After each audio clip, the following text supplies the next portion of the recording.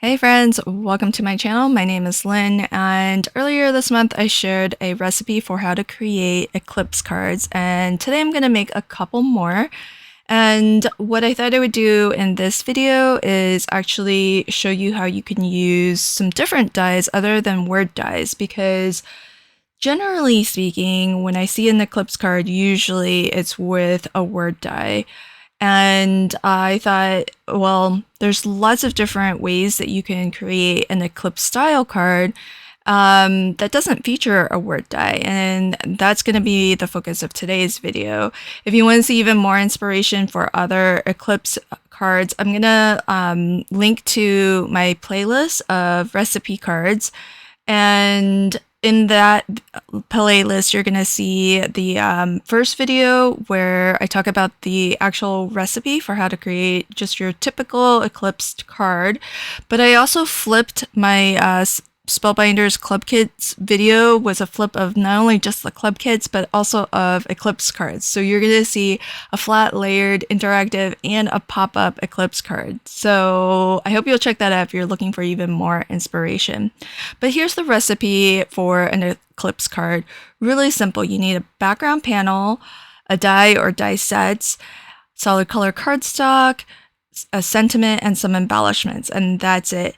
And that's the idea behind my what I call recipe card series. It's to give you a few short list of supplies, a technique that you can generalize, and then from there your imagination can take it wherever you want.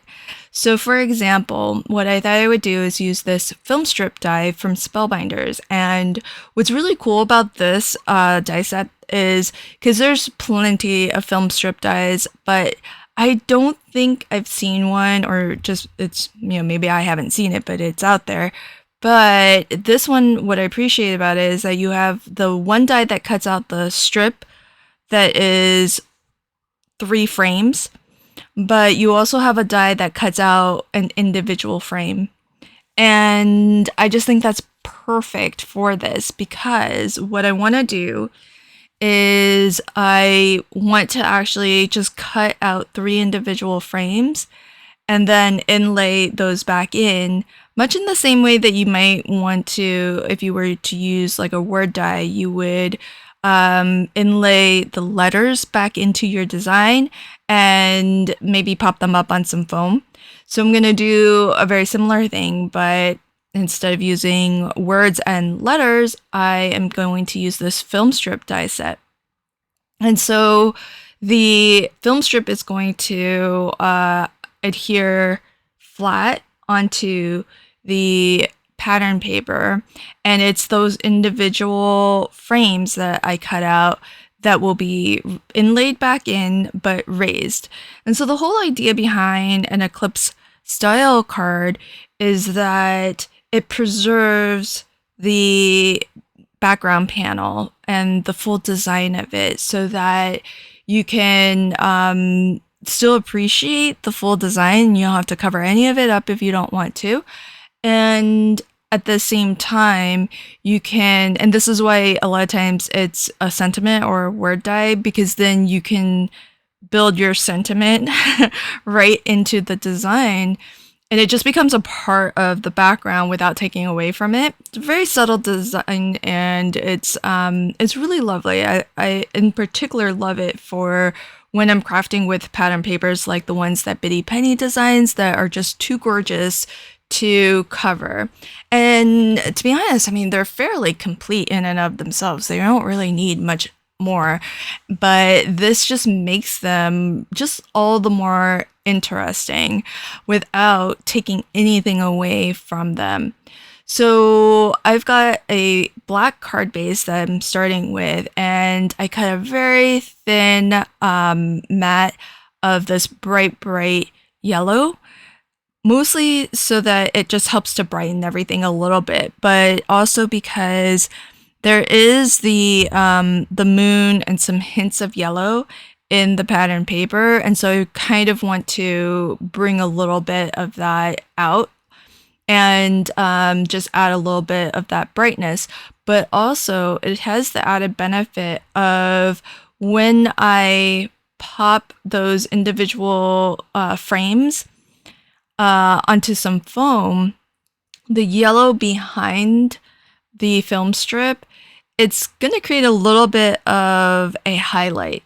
So a lot of times I am looking to create a little bit of a shadow, but because I have the film strip and it's already black, it's already quite dark surrounding these tiles that I'm popping up. So I'm trying to adhere these down so that it's a little, just a smidge offset, so that you get a little bit of that yellow peeking through, more so when you tilt it, and that way you get a little bit of a highlight. And I did die cut a second film strip because I actually want to just have this run straight off of the top as well. If I had thought about it, I would have partially die cut out that topmost frame too and pop that up on some foam also to be consistent, but I didn't really think about that at the time. So so I didn't do that because the panel was already glued down, but I still want the film strip to run off the edge. And I did add a sentiment to this with a little bit of foam and 3D glue gel just to finish off that card. Okay, so now on to my second card. This is going to be a 5x7 card, and I will use a set of nested shape dies. It can be whatever shape that you'd like. I'm using this one because I think in terms of the aspect ratio of a 5x7, it fits rather nicely. And what I did was I picked some different sizes of this sort of a oblong oval that are not regular spacing. So if you look at it towards the outer edge, the frame is going to be smaller or thinner, and then as you get closer and closer to the center, the spacing between the dies is increasing.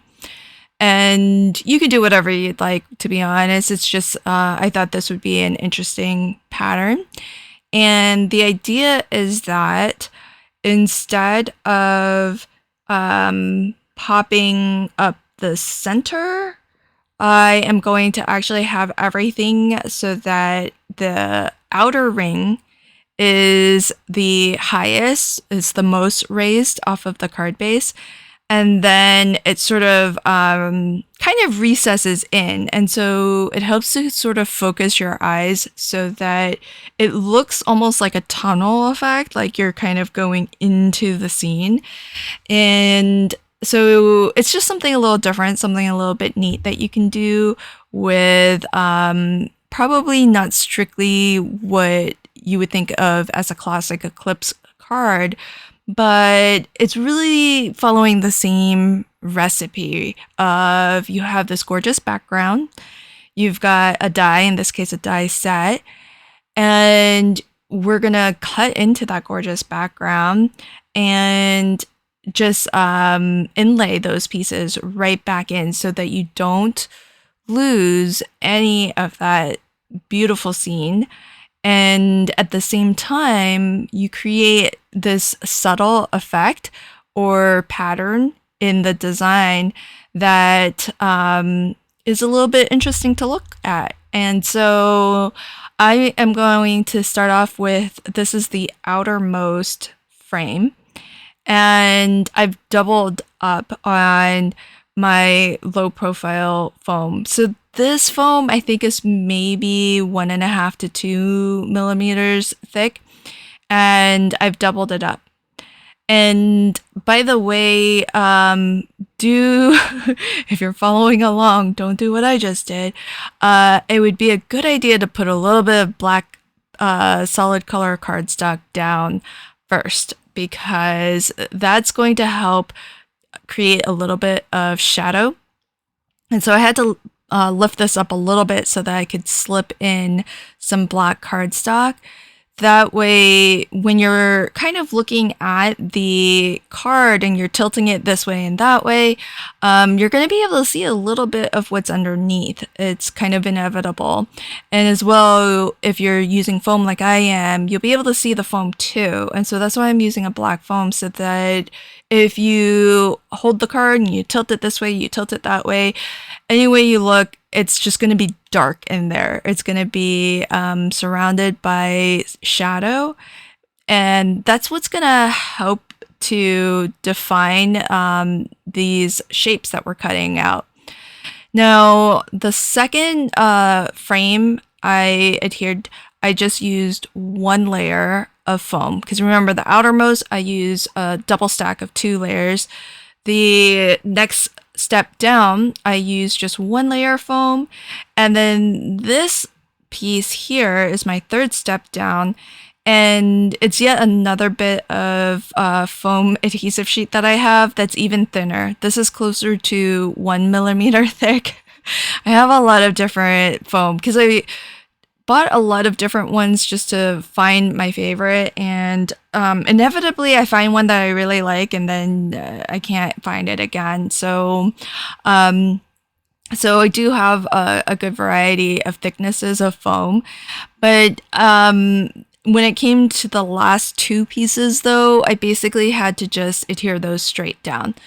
So you can see in the innermost, die cut, there's not much differentiation between that and the frame surrounding it, because they're both at the same level. And that's what happens when you just adhere something flat and you don't put any foam to lift it. You can see it's too seamless. And so that's why having the foam, even if it's just a slight difference, it really helps just to have that little bit of a gap to create a little bit of a shadow. And in this case, I lined it with yellow underneath.